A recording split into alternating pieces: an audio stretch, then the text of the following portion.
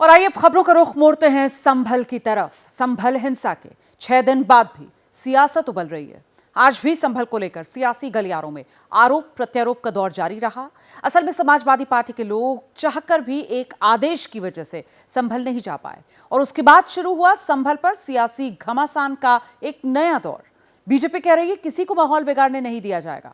Samajwadi party कह रही है बीजेपी ने पूरे देश का माहौल बिगाड़ दिया है। पूरी डिटेल्ड खबर।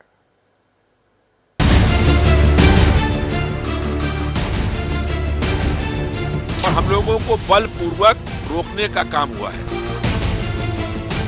हिंसा से चोटिल संभल शांत है, लेकिन सियासत शोर मचा रही है। संभल संभलने की कोशिश कर रहा है, लेकिन सियासत उबल रही है। संभल पर उबल रही आज की सियासत के केंद्र में रहे समाजवादी पार्टी के बड़े चेहरे। समाजवादी पार्टी के इन सारे बड़े चेहरों से लैस 15 लोगों का प्रतिनिधिमंडल आज संभल जाने का प्रयास कर रहा था, लेकिन नेता प्रतिपक्ष माता प्रसाद पांडेय को लखनऊ में उनके घर पर ही रोक दिया गया। बाकी सभी नेताओं को अलग अलग जगहों से वापस बैरंग भेजा गया। इन सारे माननीयों को साफ कह दिया गया कि संभल के डीएम का आदेश है, कोई भी बाहरी व्यक्ति, सामाजिक संस्था या फिर जनप्रतिनिधि 10 दिसंबर तक संवेदनशील संभल नहीं आ सकते, और अगर किसी को आना है तो वो सक्षम अधिकारी का आदेश लेकर आए। ये डीएम के उसी फरमान की कॉपी है।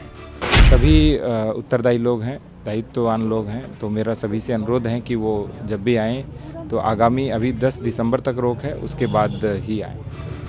खास बात यह है कि इस फरमान के जरिए संभल के ही सांसद जिया उर रहमान को भी बाहरी बताकर बाहर रोक दिया गया। फरमान आया तो साथ में सियासी तूफान लाया। एक तरफ अखिलेश यादव ने सोशल मीडिया एक्स पर पोस्ट के जरिए बैन को यूपी सरकार और प्रशासन की नाकामी बताया, वहीं अलीगढ़ की सरजमी से ज़बानी प्रहार भी किया। और जो प्रशासन बातें समय समय पे कह रहा है वो सरकार के इशारे पे कह रहा है। जिसने इतना प्रतिबंध लगाया, ये प्रतिबंध और इतनी तैयारी फोर्स की अगर पहले होती तो इतनी बड़ी घटना नहीं होती। लोगों को न्याय का भरोसा दिलाना इस सरकार की जिम्मेदारी है। तो जमीनी मोर्चे पर उनके साथियों ने भी सरकार से लेकर प्रशासन को भर भर के कोसा।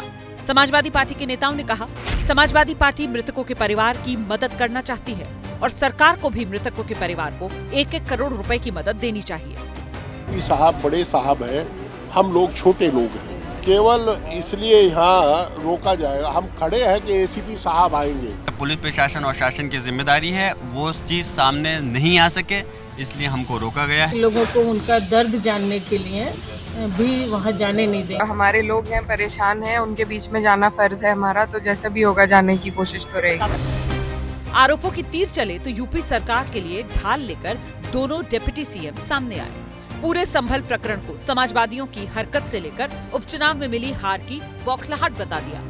संभल में जो घटना घटित हुई, उस घटना के अगर मुख्य अपराधी के रूप में देखा जाए तो वह समाजवादी पार्टी है। प्रतिनिधिमंडल समाजवादी पार्टी के माध्यम से भेजना यह एक नौटंकी है, वोट बैंक साधने की राजनीति है। जो संभल के अपराधी हैं वो सब समाजवादी हैं। अखिलेश यादव जी को प्रदेश की, देश की जनता से माफी मांगनी चाहिए। संभल में इंटरनेट बहाल हो चुका है, दुकानें खुलने लगी, सूने बाजार रोशन होने लगे हैं। संभल हिंसा पर सरकार की तरफ से गठित न्यायिक आयोग स्थानीय प्रशासन के साथ बैठक के बाद संभल जाने की तैयारी में है। न्यायिक आयोग जांच करेगा कि आखिर संभल हिंसा के गुनहगार कौन हैं जिनकी वजह से 4 लोगों की जान गई। घटना से जुड़े 2 और नए सीसीटीवी फुटेज सामने आए, जिसमें भड़काने वालों को खगाला जा रहा है। उम्मीद करते हैं जल्दी ही सच सामने आएगा।